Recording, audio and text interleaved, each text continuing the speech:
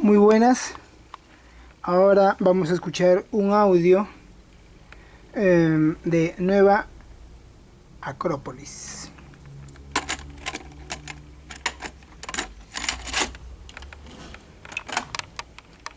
Ya está, ahora sí.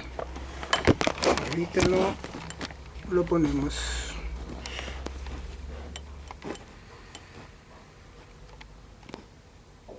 Ya listos. Ahí va.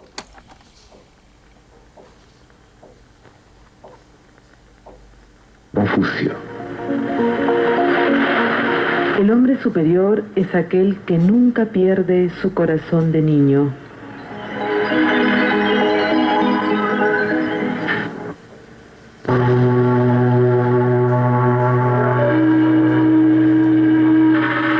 El descubrimiento del río Amazonas está considerado como una de las más audaces aventuras vividas por el hombre y figura entre los hechos asombrosos de la humanidad. Pero si bien Orellana descubrió la existencia del gran río y sin que en nada disminuyan sus méritos, no fue el primero que vio sus aguas.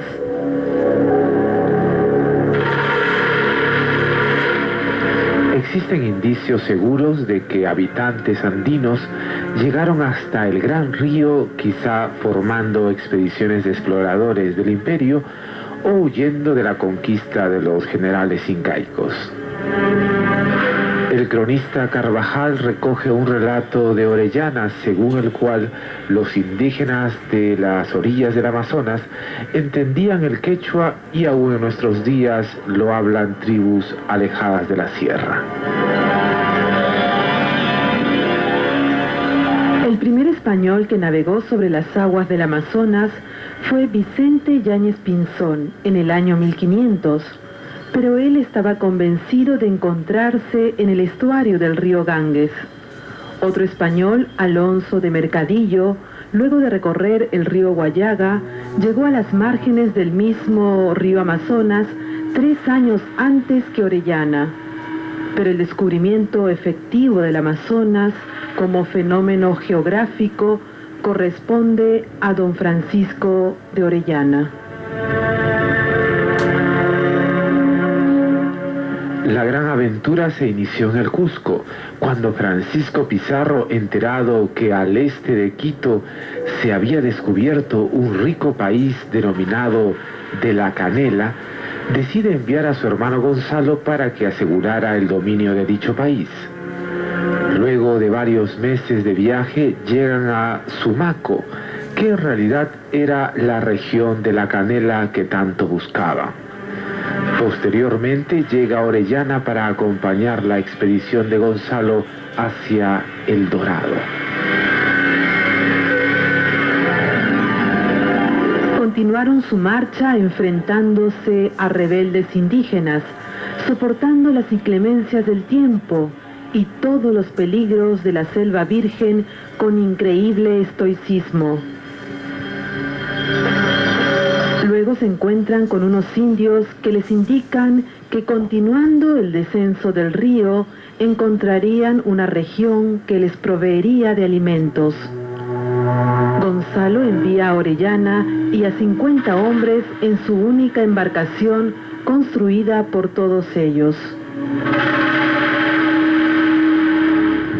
Orellana y sus compañeros contemplaron mudos de asombro el 12 de febrero de 1542, después de un año de aventuras en la selva, cómo su endeble embarcación se deslizaba hacia un gigantesco caudal de agua. Un verdadero mar en movimiento les atraía inexorablemente. Era el Amazonas. Su recorrido le deparó una sorpresa tras otra. Por fin desemboca en el Atlántico en septiembre del mismo año, llega a las Antillas y luego a España. Entre sus muchos relatos sobre su aventura, dijo que se habían enfrentado a una nación de aguerridas mujeres que luchaban con increíble destreza contra los extranjeros. Y este relato, real o fantástico, originó el nombre con que para siempre se conocería el gran río Amazonas.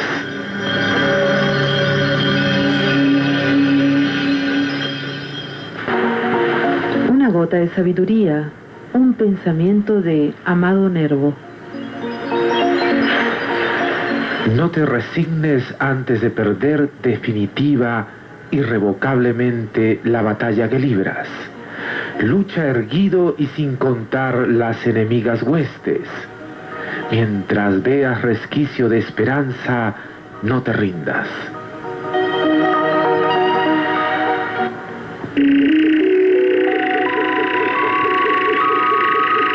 A continuación, un cuento mágico.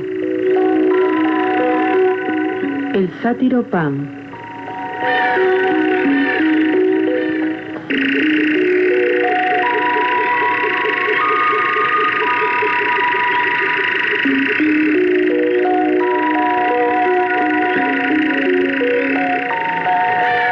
Los sátiros eran genios de los bosques y montañas, es decir, simples demonios de la naturaleza. Junto con el célebre Marcias, competidor de Apolo en lo tocante a la flauta, Pan fue el más importante de los sátiros. Aunque el nacimiento de Pan ha sido muy discutido, lo más probable es que fuera hijo del pícaro y simpático Hermes y de la hija de Driops, el de los bosques de encinas. Pan nació sumamente extraño, monstruoso. Era enteramente velludo y de medio cuerpo abajo tenía cuerpo de macho cabrío. Su frente estaba adornado de 2 cuernos de carnero, mientras una barbita caprina y 2 orejas puntiagudas alargaban su arrugado rostro. Apenas salido del vientre de su asustada madre, el sátiro Pan escapó saltando como un corzo y corrió por los riscos, llenando la montaña con la gracia de sus cabriolas y de su loca alegría. Pero su padre Hermes salió tras él, le dio caza y envolviéndolo en una piel de liebre lo subió al Olimpo, donde su aspecto, sus piruetas y sus chillidos regocijaron tanto a los inmortales que éstos le dieron el nombre de Pan, a causa de haber alegrado a todos. El dios silvestre Pan gustaba mucho de las ninfas, a las que perseguía infatigablemente, se agazapaba en matorrales y rocas para sorprenderlas. Además de ninfas, entre los placeres diarios del sátiro estaba la música y la danza, pues se le hacía inventor de la flauta. Pan era, además, cazador, curandero y adivino. Cierto día, en que Pan estaba a punto de arrancar a su flauta pastoril las acostumbradas selváticas melodías, se detuvo de pronto, fascinado. La cosa no era para menos. Detrás de un matorral a pocos pasos de él, la hermosísima ninfa Eco entonaba con voz clara y armoniosa una canción más dulce que los trinos de los pájaros. Atraído por la belleza de la doncella y por aquel canto divino, Pan acercándose fue poco a poco, y cuando estuvo junto a ella, le dijo: «Escucha, maravillosa Eco, ¿quieres ser mi esposa?». La ninfa quedó aterrada al ver a su lado aquel sátiro feo y deforme, de orejas peludas y cuernos de cabra. De un salto se lanzó entre los matorrales y los senderos del bosque y corrió alocada, con sus pies veloces como flechas, hasta perder de vista al horrible Pan. Por último, rendida por el miedo y por la carrera, se refugió en una profunda caverna, y desde allí invocó a grandes gritos a Narciso, el hermoso y joven cazador a quien amaba locamente, esperando que acudiera en su ayuda. Pero la ninfa le invocó inútilmente noche y día, e inútilmente la pobre Eco le aguardó en la oscura caverna. El orgulloso y despreciativo Narciso jamás acudió. Y el amor y el dolor consumieron a la pobre ninfa, no quedando en la cueva de la solitaria montaña más que su voz.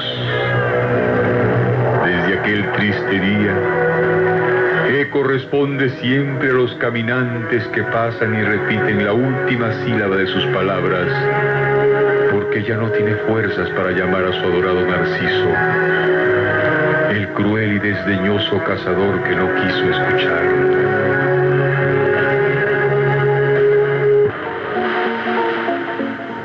Una gota de sabiduría, un pensamiento de Confucio. Lo que el hombre superior busca está en sí mismo, pero lo que busca el inferior está en los demás.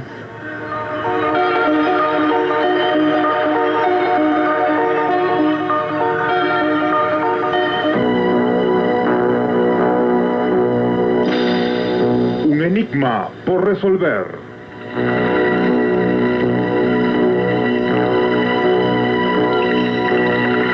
En el interior de la Baja Sajonia, a lo largo de las riberas del río Weser, se encuentra la bella aldea de Hamelin. Casi todos hemos escuchado alguna vez la historia del flautista y tal vez solo la teníamos como un simple cuento. Sin embargo, en el año de 1284, la ciudad de Hamelin fue azotada por una gran plaga de ratas y apareció un enigmático forastero, vestido en brillante indumentaria, y prometió librar al pueblo de los roedores por una cierta cantidad de dinero.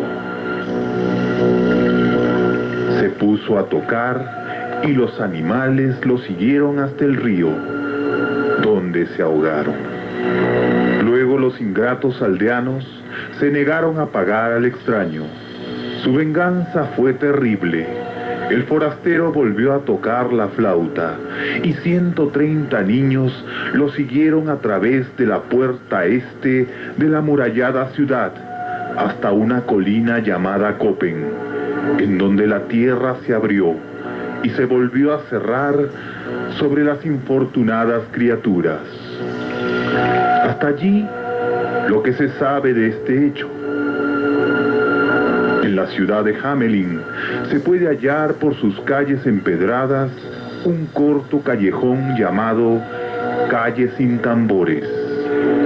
Recibe aquel nombre porque no solo no se tocan ahí tambores, jamás, sino que no se ha oído música de ninguna especie durante casi 7 siglos. Esta fue la ruta que tomaron los 130 niños de la aldea, para luego desaparecer.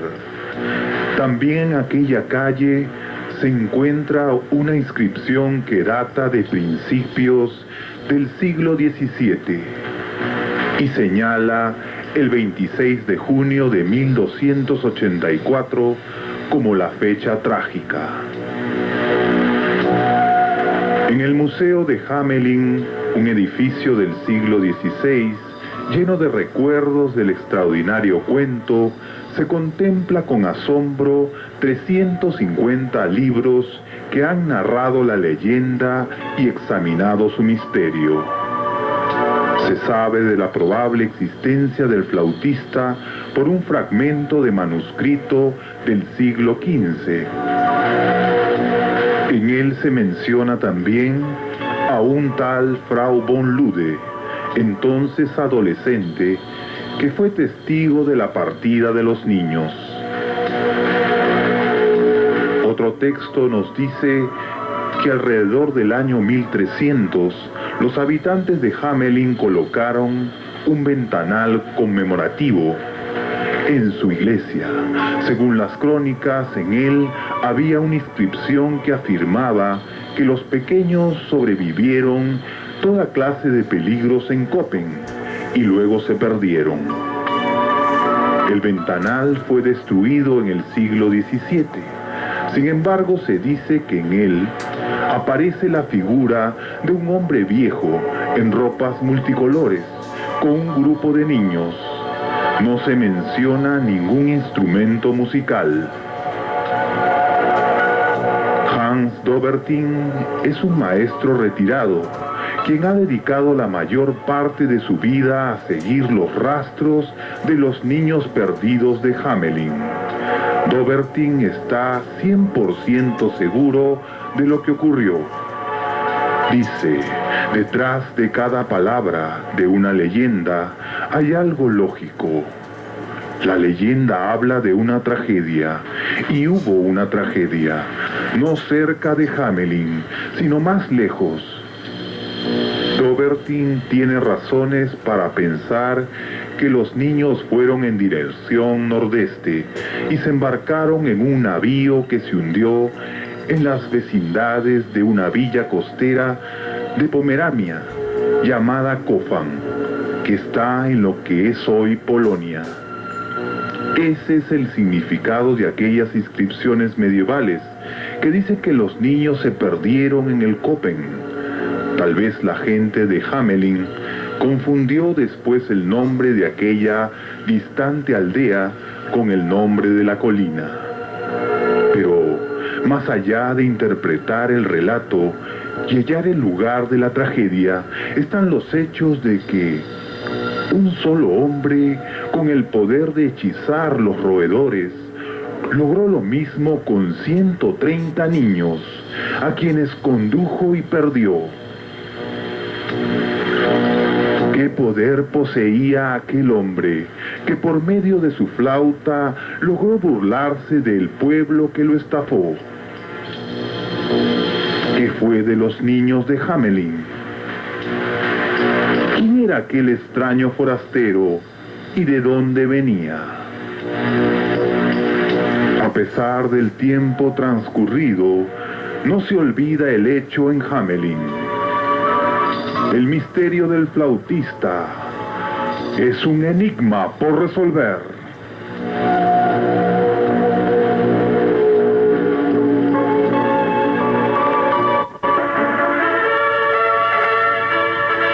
Finalizaba el siglo XVIII. El dueño de los destinos de Francia no era francés de nacimiento, sino originario de Córcega. Hasta su muerte habló el francés con acento corso. La isla de la Belleza había sido anexionada al Reino de Francia en 1768 y Napoleón Bonaparte nació un año después de esta toma de posesión. El primer sueño de Napoleón había sido liberar Córcega y hacerse dueño de esta isla.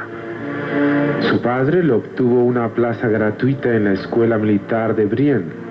Luego fue admitido en Saint-Cyr, donde sus camaradas lo tomaron por un excéntrico, altivo y reconcentrado. Se enfrascó en el estudio de la matemática, la geografía y la literatura. Además, le interesaba cuanto concerniese a los seres humanos, su vida y su historia, el pasado de los pueblos y sus sistemas de gobierno. Devoraba los comentarios de la guerra de las Galias. César ocupó lugar primordial en su galería de héroes junto a Alejandro el Grande.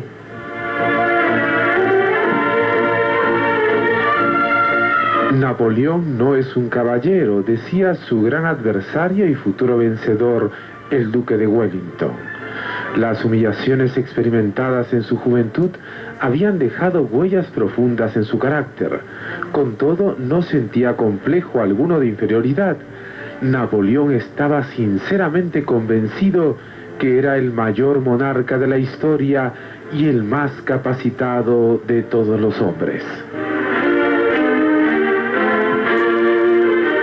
En septiembre de 1785, Napoleón Bonaparte había obtenido su diploma de oficial y el nombramiento de subteniente en un regimiento de artillería. Al estallar la revolución, Napoleón se alegró, ya que veía posibilidades de mejorar su situación, Luego se afilió al Club de los Jacobinos, pero no tomó parte directa en los acontecimientos revolucionarios. En la actitud de Bonaparte hacia sus veteranos destacan sus mejores cualidades.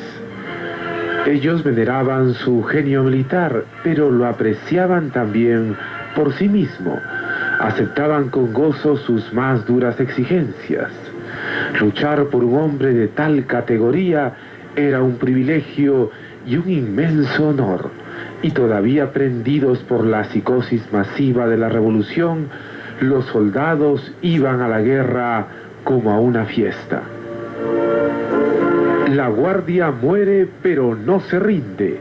La más célebre entre todas las frases históricas famosas parece que se inventó con posterioridad. Sin embargo, auténtica o no, nos proporciona una idea aproximada del entusiasmo que Napoleón sabía inspirar a sus hombres. Una gota de sabiduría, un pensamiento de Friedrich Nietzsche. La ventaja de tener mala memoria es que se disfruta varias veces de las mismas cosas como si fuera la primera vez.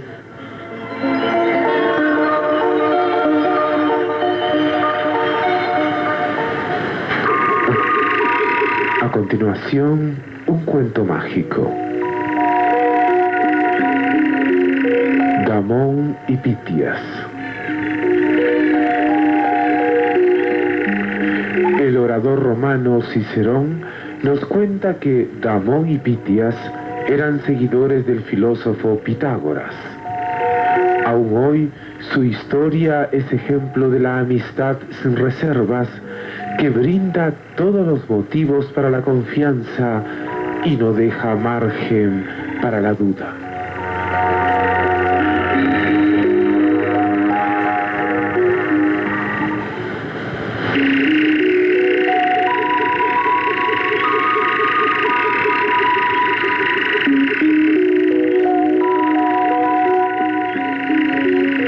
Damón y Pitias habían sido excelentes amigos desde la infancia.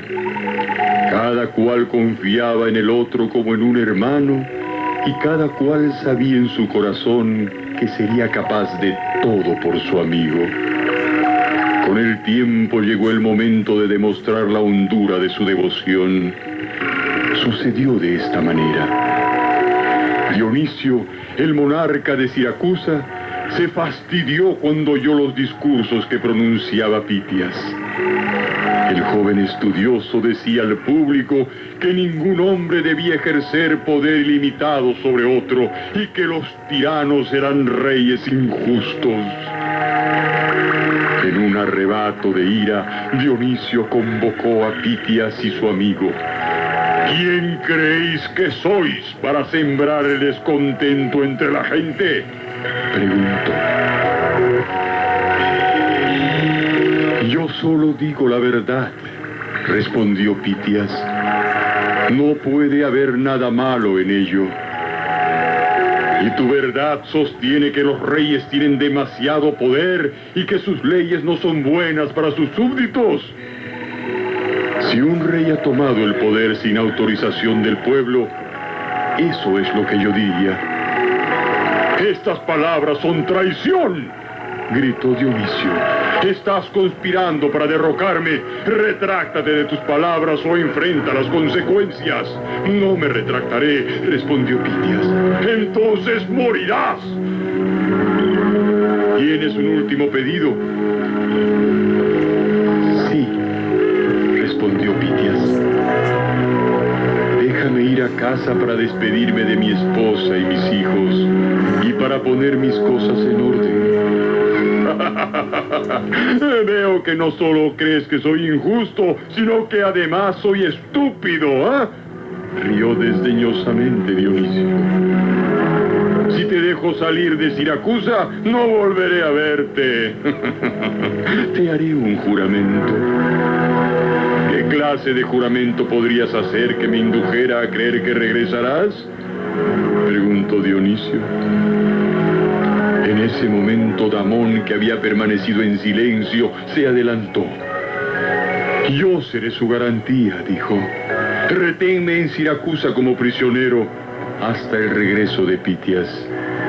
Nuestra amistad es bien conocida. Puedes tener la certeza de que Pitias regresará mientras me tengas aquí. Dionisio estudió en silencio a ambos amigos. Muy bien, dijo al fin. Pero si deseas tomar el lugar de tu amigo, debes estar dispuesto a aceptar su sentencia si él rompe su promesa. Si Pitias no regresa a Siracusa, morirás en su lugar. Él mantendrá su palabra, respondió Damón. No tengo la menor duda de ello. Pitias obtuvo autorización para irse por un tiempo y Damón fue a dar a la cárcel. Al cabo de varios días, como Pitias no aparecía, Dionisio no pudo con su curiosidad y fue a la prisión para ver si Damón se arrepentía del trato que había hecho. Tu tiempo se está acabando, se mofó el monarca de Siracusa. Será inútil pedir piedad. Fuiste un necio al confiar en la promesa de tu amigo. Pero, ¿de veras creíste que sacrificaría su vida por ti o por cualquier otro? Solo ha sufrido una demora, respondió Damón sin inmutarse. Los vientos le han impedido navegar, o tal vez ha sufrido un accidente en la carretera. Pero si es humanamente posible, él regresará a tiempo. Lo sé. Creo en su virtud tanto como en mi existencia. Dionisio se asombró de la confianza del prisionero. Veremos, dijo, y dejó a Damón en su celda. Llegó el día fatal. Damón fue sacado de la prisión y conducido ante el verdugo. Dionisio lo saludó con una sonrisa socarrona. Parece que tu amigo no ha llegado, rió. ¿Qué piensas ahora de él? ¿Ah? Es mi amigo, respondió Damón. Confío en él. Y mientras hablaba, las puertas se abrieron y Pitias entró tambaleándose. Estaba pálido y magullado y apenas podía hablar de cansancio. Se arrojó en brazos de su amigo. Estás a salvo. Loados sean los dioses. Jadeó. Parece que los hados conspiraban contra nosotros. Mi barco naufragó en una tormenta y luego me atacaron salteadores. Pero rehusé abandonar mis esperanzas y logré llegar a tiempo. Estoy dispuesto a cumplir mi sentencia de muerte. Dioniso quedó atónito al oír estas palabras y sus ojos y su corazón se abrieron. Era imposible resistir el poder de semejante constancia. La sentencia queda revocada, declaró. Nunca creí que tanta fe y lealtad pudiera existir en la amistad. Me has demostrado que cuán equivocado estaba.